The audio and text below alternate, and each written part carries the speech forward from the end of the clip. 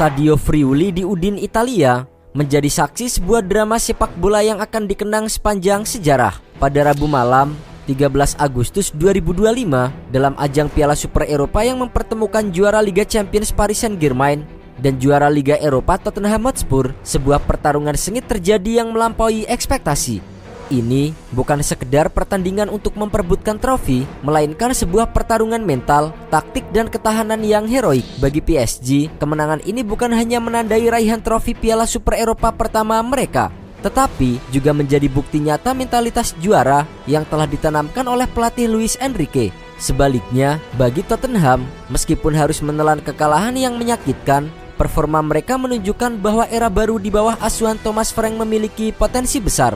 Pertandingan dimulai dengan narasi yang menarik. PSG sebagai juara Liga Champions datang dengan status favorit. Mereka memiliki skuad bintang yang solid dipimpin oleh pelatih berpengalaman Luis Enrique. Di sisi lain, Tottenham Hotspur tampil sebagai kuda hitam yang penuh semangat. Di bawah arahan pelatih baru Thomas Frank, Spurs datang tanpa beberapa pemain kunci yang pindah di bursa transfer, namun dengan skuad yang penuh determinasi. Pertemuan ini juga menjadi panggung bagi kiper muda PSG Lucas Chevalier yang secara mengejutkan dipercaya untuk menggantikan Gianluigi Donnarumma. Keputusan ini menarik perhatian mengingat Donnarumma adalah pahlawan dalam perjalanan PSG menuju gelar Liga Champions, namun kini dianggap sebagai surplus. Chevalier yang didatangkan dengan mahar 40 juta euro dari Lille datang dengan prospek besar, dan pertandingan ini menjadi ujian perdananya di panggung besar. Analisis taktik di awal pertandingan menunjukkan perbedaan pendekatan yang mencolok. PSG seperti biasa di bawah Luis Enrique mengandalkan penguasaan bola yang dominan dan pressing ketat di lini depan. PSG mencoba mengendalikan jalannya laga.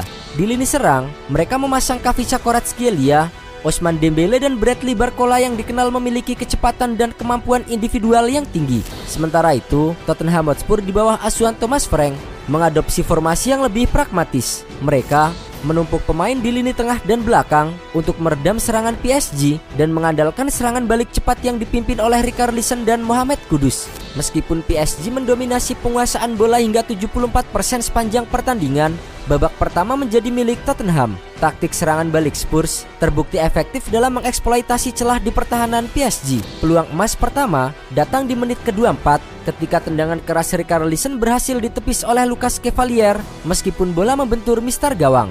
Ini adalah sinyal peringatan bagi PSG. Puncak dari efektivitas serangan balik Spurs datang di menit ke-39.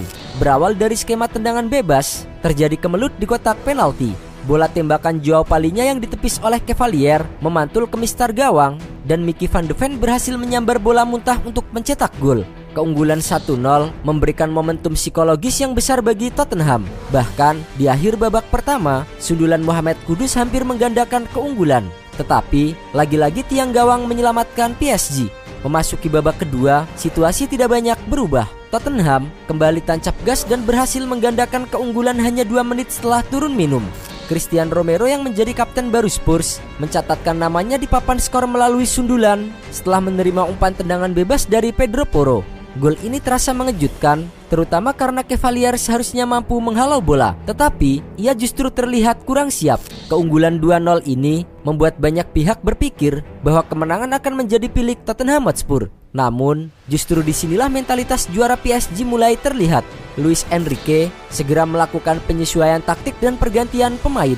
PSG meningkatkan intensitas serangan mereka meskipun sempat tertahan oleh gol dari Bradley Barcola yang dianulir karena offside. Serangan demi serangan terus dilancarkan, menunjukkan dominasi statistik mereka. Kesabaran dan kegigihan PSG akhirnya membuahkan hasil di menit ke-84. Lee Kang ini yang masuk sebagai pemain pengganti melepaskan tembakan keras dari luar kotak penalti yang meluncur indah ke pojok bawah gawang Tottenham. Gol ini menjadi titik balik bagi PSG. Semangat Les Parisiens kembali membara dan dengan sisa waktu yang tipis, PSG terus menekan pertahanan Spurs yang mulai kelelahan. Puncak dari kebangkitan PSG terjadi di masa injury time.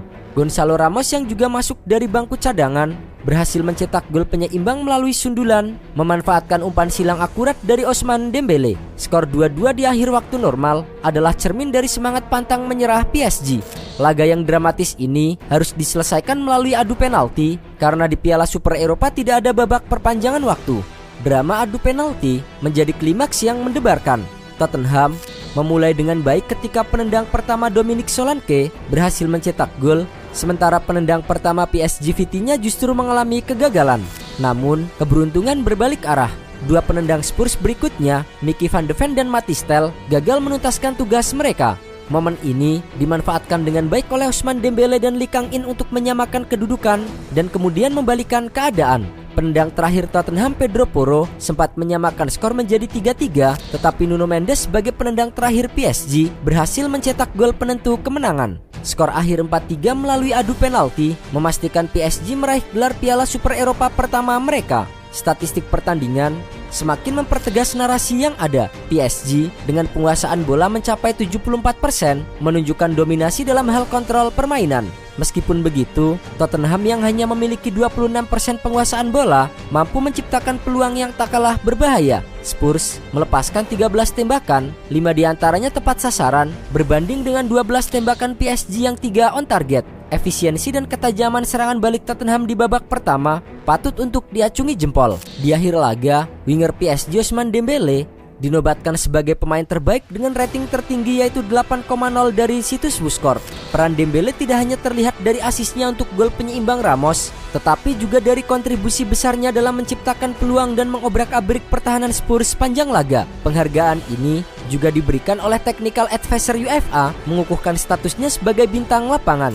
Di kubu Tottenham, Rodrigo Bentancur dan Christian Romero menjadi pemain dengan rating terbaik 7,3, menunjukkan betapa krusialnya peran mereka dalam menjaga lini tengah dan mencetak gol. Kemenangan ini terasa spesial karena melengkapi koleksi trofi PSG di tahun 2025. Di bawah kepemimpinan Luis Enrique, PSG tak hanya meraih gelar Liga Champions, tetapi juga berhasil menguasai Piala Super Eropa.